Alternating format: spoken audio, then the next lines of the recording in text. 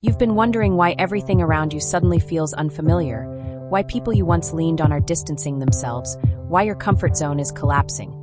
And here's the truth. God is separating you for a greater purpose, and the signs are already showing if you're paying attention. One of the first signs is the divine disconnection. Relationships begin to fall apart not because of offense, but because they were never meant to go with you where God is taking you. Even Jesus had to leave the crowd to go up the mountain alone. Luke 6 verse 12. You'll notice a deep internal unrest where the things that used to satisfy no longer do. Music, friendships, even church routines feel shallow. And that's because the Holy Spirit is stirring something deeper in you, pulling you into consecration, sanctification, and quiet refinement.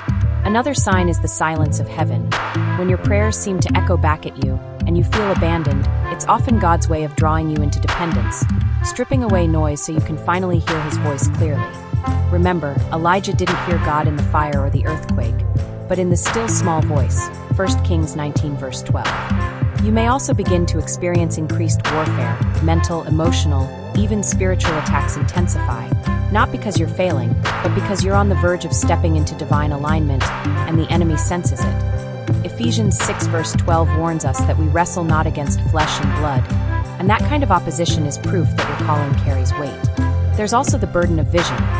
God begins to show you things that others around you can't see, dreams that don't make sense to anyone else, and instead of support, you find yourself misunderstood and alone, just like Joseph, whose dreams made even his brothers turn against him.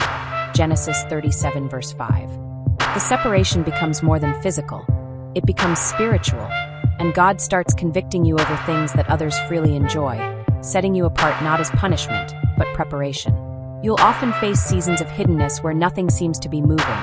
No promotions, no recognition, no applause, and yet God is doing His deepest work in the dark, just as seeds must break before they bloom, and as David was anointed in private before being crowned in public, 1 Samuel 16. This is the place where your character is forged, where your heart is purified, and where your obedience is tested without an audience. And here's the final sign, the call to surrender what you love most, whether it's a dream, a person, or even a version of your identity, because God won't share His glory, and elevation always requires sacrifice.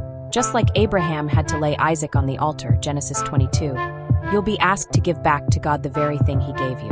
So if you're feeling isolated, restless, misunderstood, or under attack, don't panic. Rejoice, because these are not signs of abandonment, they are marks of distinction. You are not being rejected, you are being reserved. You are not being left behind, you are being set apart. God is not punishing you. He's preparing you for something far greater than you could build for yourself. This separation may be painful, but it is holy.